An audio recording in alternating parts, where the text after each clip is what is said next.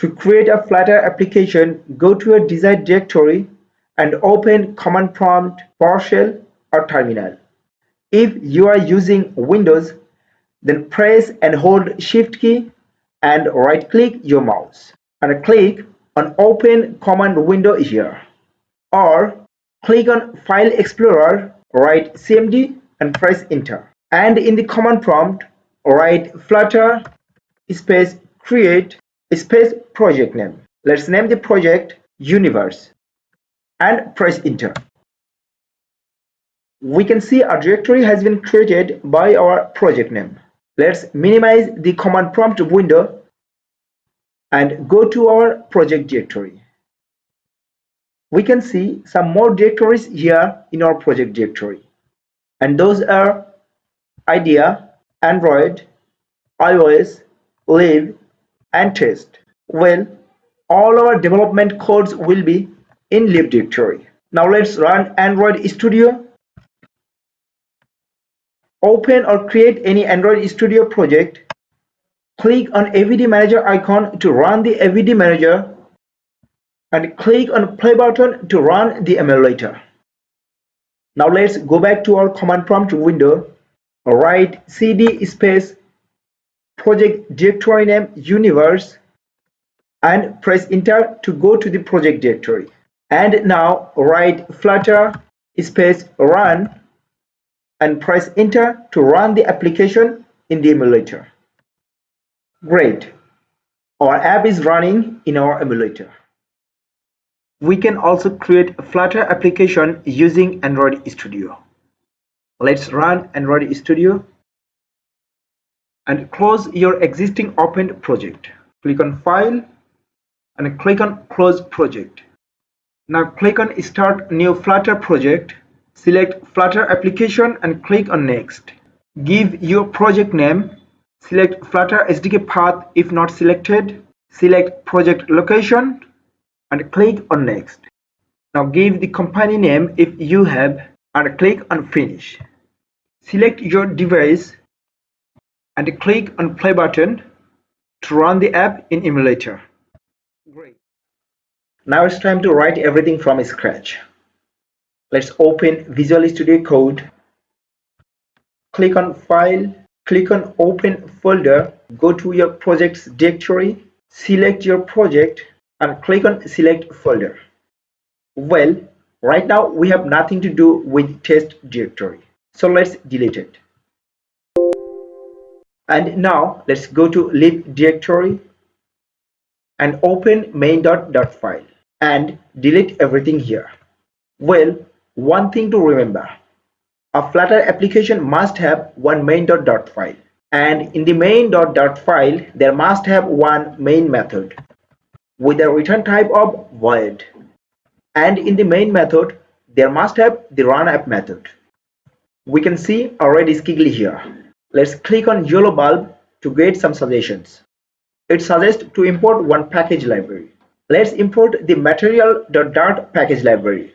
The red squiggly is gone, and in the run app method there will be widgets, widgets and widgets.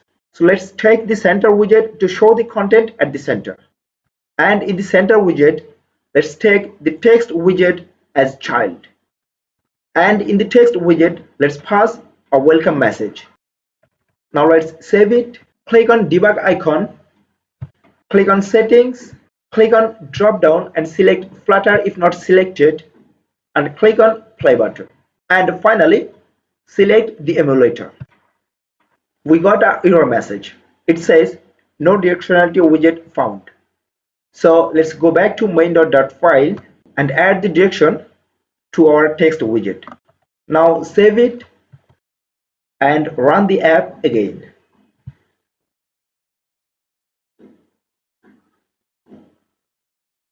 Great. This time our app is running with our welcome message.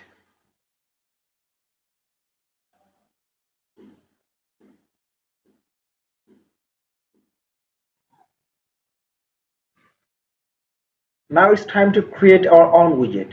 Let's click on Explorer, right click on Lib directory, click on New File and name the file home.dart. Now let's create a Dart class here and name the class home, and let the home class extend the stateless widget. Well, there are two kinds of widgets in Flutter: stateless and stateful widget.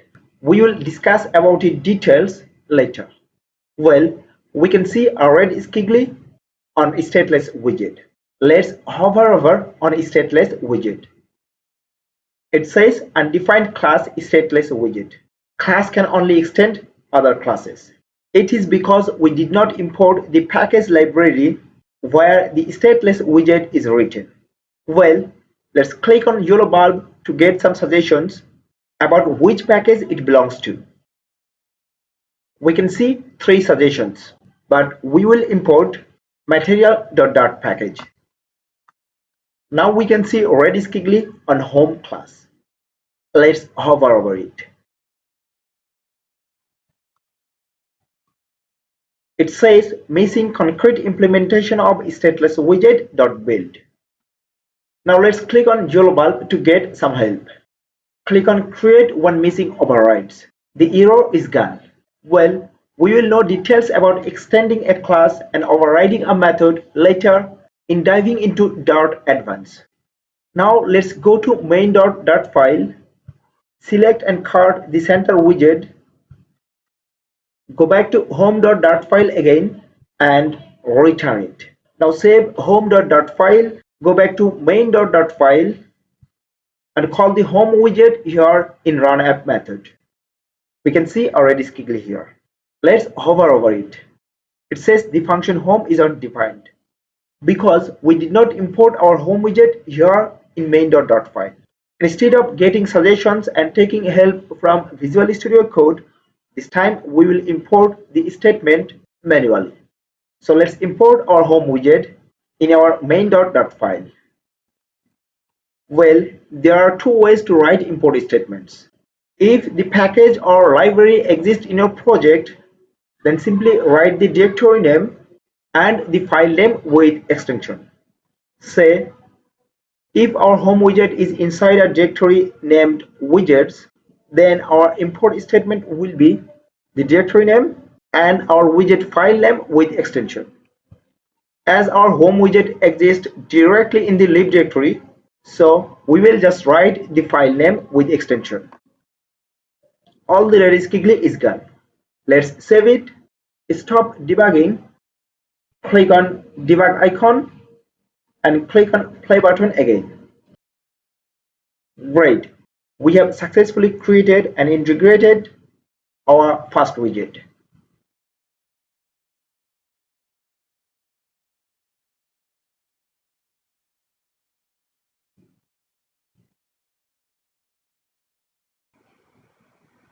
Hi guys, before you go further, I have a request to you. I have a cordial request to you. If you don't like this course, please take refund and leave this course. But please don't give me bad feedback. I really work hard to create this course. Still I'm recording sessions. As per my promise, I have showed you guys to develop apps from scratch. And not only apps, but also I have showed you how to develop app dashboard and APIs. Make those APIs and app dashboard live, connect with apps and build it together. And I'm going to record lots of contents like this. I will show you guys complete 20 apps. As my promise, I'm adding contents almost every day. And before you take this course, I have described everything in preview. And also I have described that I am not native speaker. If you have problem with non-native speaker, please don't buy this course. But please don't give me bad review and bad feedback. Because if you give bad review and bad feedback, some other guys who really loves content, they will think that this course is bad and they will miss a course with good contents. I have added all those content what really needs a developer. Some people are really liking this course who would really want to be a developer. and who really loves contents rather than the speaker, who is the speaker is native or non-native. Please, if you don't like this code, just take refund. You have option. Please don't hurt me. I'm a human being. It hurts because I really work hard.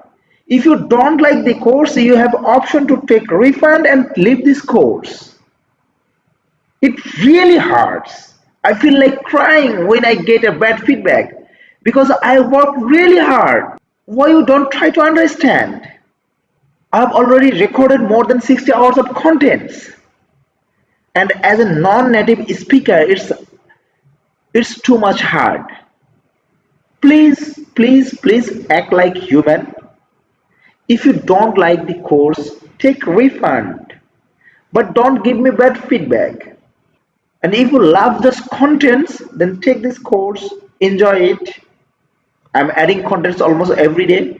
And as per my promise, I will show you guys developing complete 20 apps from scratch, including APIs.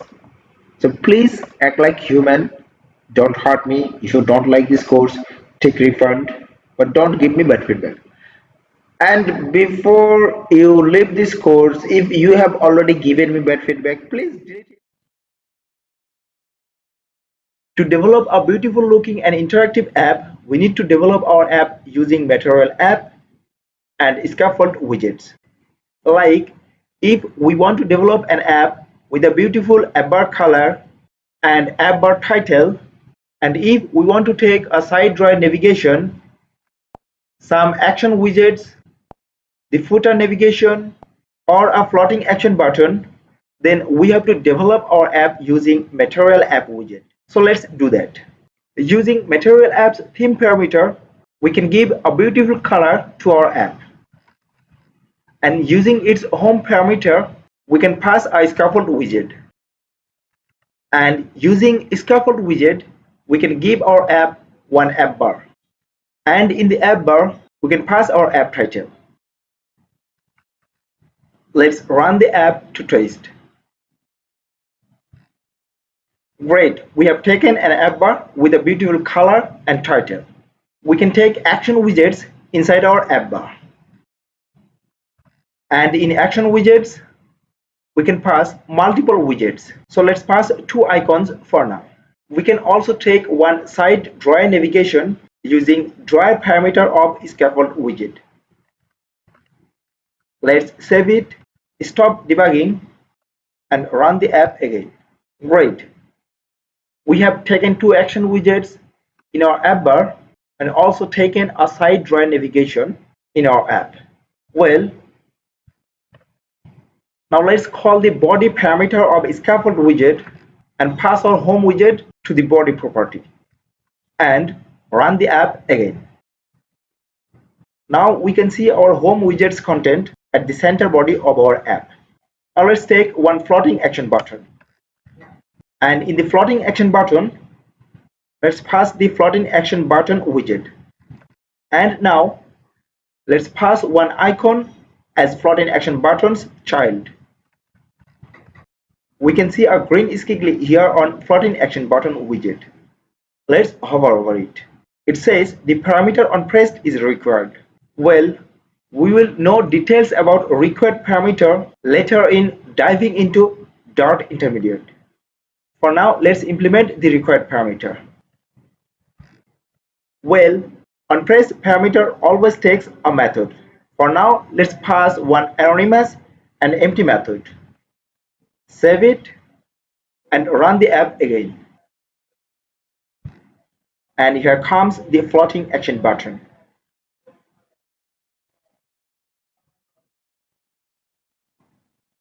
Now let's call the bottom navigation bar param and pass the row widget to the bottom navigation bar param. And let's pass 2 icons as children of row. Now let's save it, restart the app and check it again. We can see 2 icons at our bottom navigation bar which are congested. Let's put each icon in expanded widget to expand the icons through the bottom bar.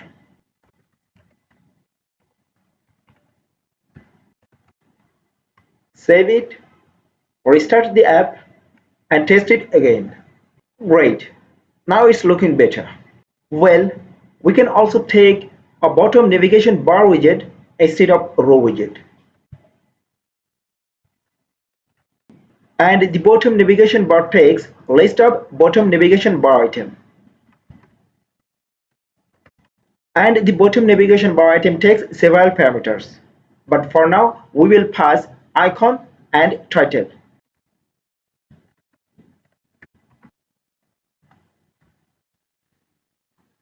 Save it, restart the app, and check back again. It's looking better now. We can also see the theme color has been automatically implemented on first navbar item. We can also implement different styles on every single widget. Let's try on icon first.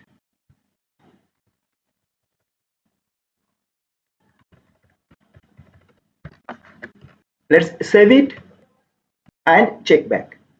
Great. We have implemented different colors to different icons. Now let's try on text widget. The text widget takes a special parameter, style. We can implement different text styles here, like font size, font weight, font color, and more. Let's save it and check back. Great, we have implemented new font style.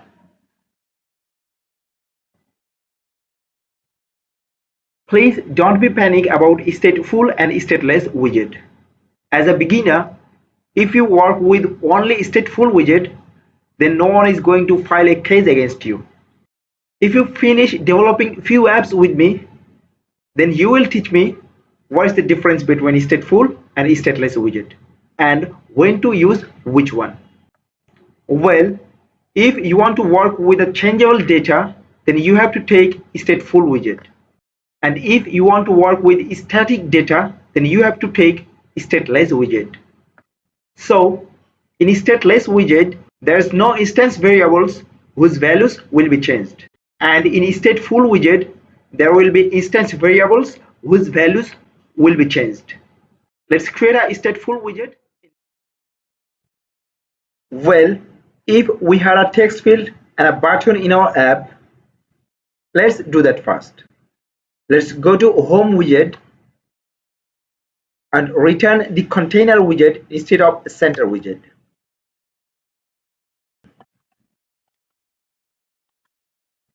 Take a column widget as child of container widget and take a text field, a raised button, and our home contents center widget as children of column.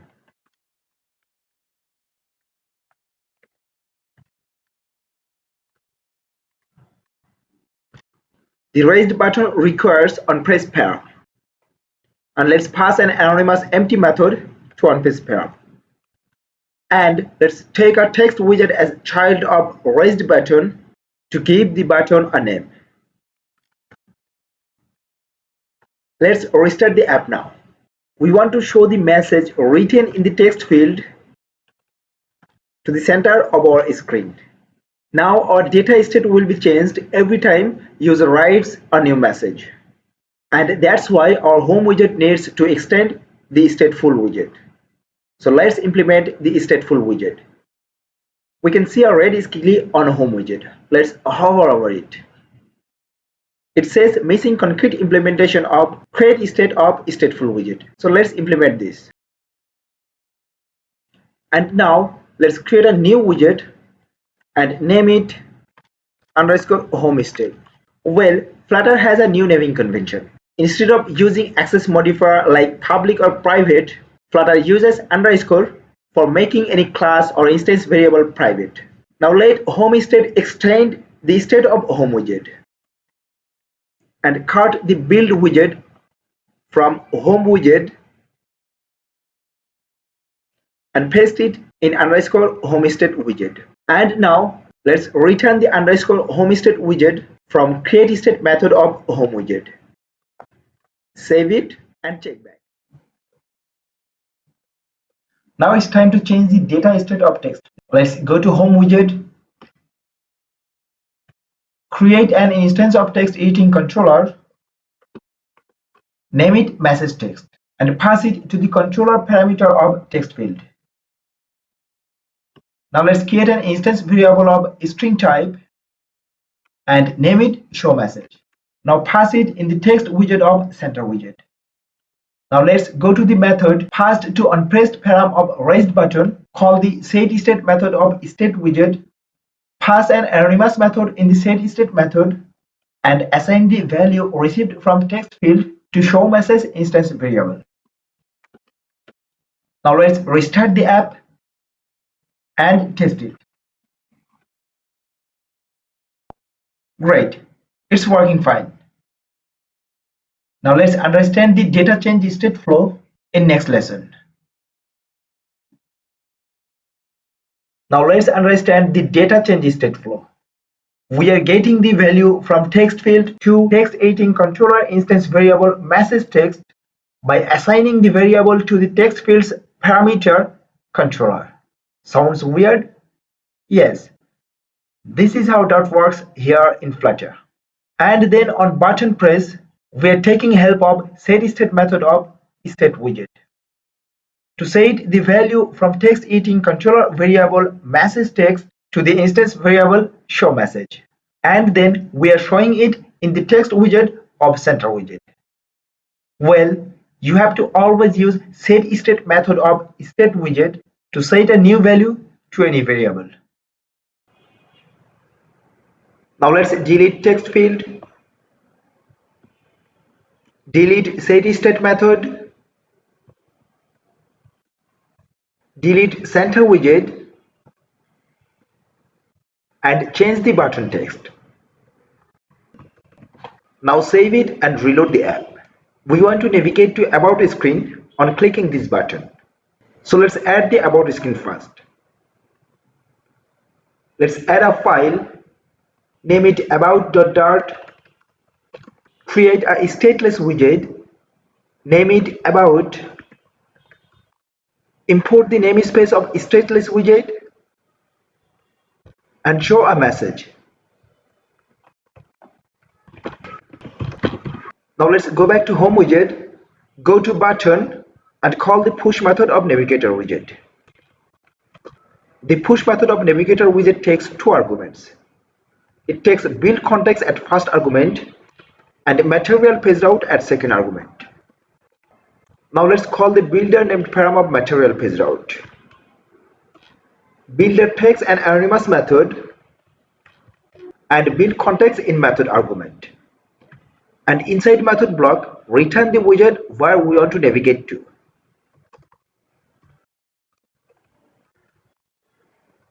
Now save it and reload the app to test. Great, we can navigate to About screen, but we have lost style. Now let's fix style in next lesson.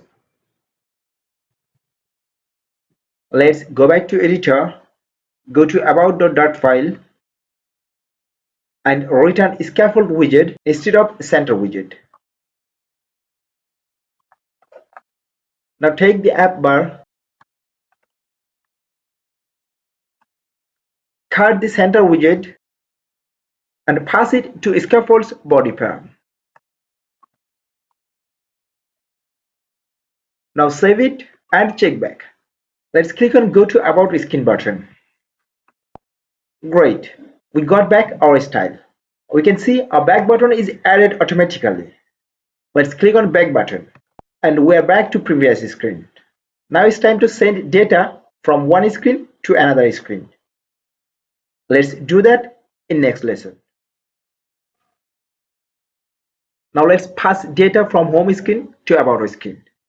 Let's go to home screen and pass a string message in the About screen. By the process we are passing data into About screen is called passing data by constructor. We will know details about constructor in diving into Dart Advanced. Now let's go to About screen, create an instance field of string type, name it title, and add the final keyword at the beginning to make it immutable. Well, We'll know details about immutability later in diving into Dart Advanced. Now let's create the constructor and pass this instance field. And then pass the instance field in text widget of center widget. Save it, restart the app and check back. Let's click on Go to About Screen button. Great, now we have successfully passed data from home screen to About screen. Now it's time to send dynamic data. Let's do that in next. It's your assignment to pass dynamic data from home screen to About screen. Take a text field and pass text field's data into About screen. You have got 15 minutes. In case you failed to complete the task, let's do it together. Let's take a text field as column children. Now let's create an instance variable of text editing controller and name it message text. Create another instance variable. This time make it string type and name it title. Now let's go to text field widget, call the named param controller and pass the text editing controller instance variable message text. Now let's go to the method passed to unpressed param, call the setState method of state widget, pass an anonymous method into the setState method and assign value to title from message text. Now let's pass title into About widget as constructor argument. That's it. Save it and check back. Let's go to text field and write message from home screen to About screen using text field and click on Go to About screen button. Great, it's working fine. Let's go back and try again. Great, it's working perfect.